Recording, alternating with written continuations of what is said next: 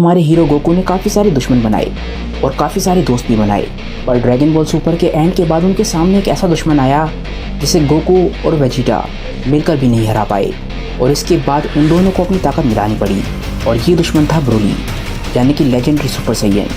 भले ही ब्रोली को हराने का काम गोजिटा की ताकत ने किया हो, पर ब्रोली के दिल को सिर्फ गोकू के साफ दिल ने जीता था, जिससे गोकू और वेजिटा का एक बहुत ही ताकतवर दुश्मन एक उनका बहुत ही नज़दीकी दोस्त बन गया है। इन सभी इवेंट्स के बाद यूनिवर्स 7 में काफ़ी हद तक शांति हो गई थी, पर पास्ट में लिया हुआ एक गलत फैसला जल्दी भविष्य को बदल देने वाला था। ऐसा कोई भी नहीं सोच सकता था कि एक बिना सोचा समझा फैसला कितनी बड़ी दिक्कत पैदा कर सकता है। इसके बाद हम यूनिवर्स 6 के प्लैनेट सैडाला पे आ जाते हैं और हम देखते हैं कि लॉर्ड चैंपा और वाडोस वहीं पे आई हुई है। कलीफला काफ़ी ज़्यादा एक्साइटेड होती है और वो बोलते हैं, लॉर्ड चैंपा मुझे कुछ अपनी सीक्रेट टेक्निक सिखाइए। पर तभी एकदम से चैंपा को कुछ महसूस होता है। वो बोलता है कि ये क्या था। कलीफला अभी भी काफ़ी ज़्यादा एक्साइटेड होती है। वो बोलती है कि मैं भी इतनी ताकतवर बनना चाहती हूँ कि मैं कुछ प्लैनेट्स को तबाह कर सकूँ। पर तभी एक भूकंप आने लग जाता है और सभी के सभी हैरान रह जाते हैं। किसी को नहीं पता कि ये किस वजह से आ रहा है, सिर्फ वाडोस और चैंपा को इस बारे में पता है।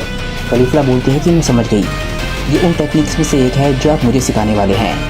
तभी चैंपा बोलता है कि वीरस इस यूनिवर्स में क्या कर रहा है। वाडोस चैंपा से बोलती है कि ये तो काफ़ी सोचने वाली बात है। तभी एकदम से कलीफला चिल्लाने लग जाती है और वो बोलती है कि बदला लेने का समय नज़दीक आ रहा है कि हम जल्दी गोकू से बदला लेंगे। गोकू हमारा इंतज़ार करना। चैंपा हैरानी से कलीफला को देख रहा होता है क्योंकि वो जानता है कि कलीफला गोकू के लेवल के आसपास भी नहीं है। इसके बाद हम यूनिवर्स 11 को देखते हैं, जहाँ पर हम देखते हैं कि बेलमोड, मार्गरीटा और टोपो होते हैं। पर तभी एकदम से बेलमोड और टोपो दोनों हैरान रह जाते हैं और वो दोनों गोकू का नाम लेते हैं क्योंकि वो दोनों गोकू की ताकत को महसूस कर सकते हैं। एकदम से वहाँ पे भूकंप आने लग जाता है और चीज़ें टूटने लग जाती हैं। गोकू की ताकत का प्रेशर इतना ज़्यादा होता है कि चीज़ें इतनी दूर भी टूट रही होती हैं और सभी लोग हैरान हो रहे होते हैं। मार्गरीटा बोलती है कि ऐसा लग रहा है कि वो लोग हमारे नज़दीक हों, और ये बोलते बोलते मार्गरीटा हंस रही होती है क्योंकि वो जानती है कि गोकू की ताकत का लेवल कहाँ तक पहुँच चुका है। इसके बाद हम यूनिवर्स 7 की धरती को देखते हैं। हर तरफ तूफान आ रहे होते हैं।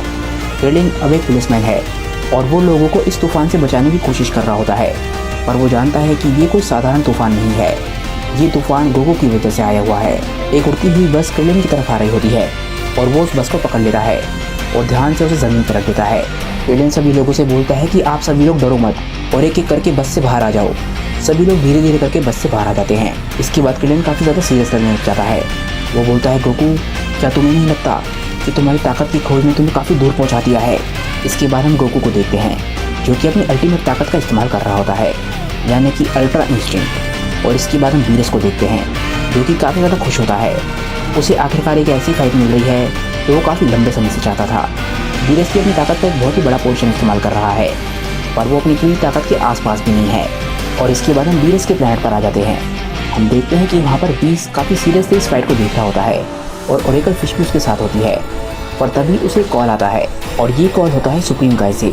सुप्रीम काय डरते डरते वीस से बोलते हैं कि सर, मैं आपसे माफ़ी मांगना चाहूँगा कि मैं अचानक से आपको कॉल कर रहा हूँ, पर इस वक्त हमारा यूनिवर्स बहुत ही बुरी तरीके से हिल रहा है और मैं देख सकता हूँ कि सन गोकू और लॉर्ड वीरस का ऑरा काफ़ी ज़्यादा खतरनाक हो चुका है। क्या मैं आपसे पूछ सकता हूँ कि इस वक्त क्या चल रहा है?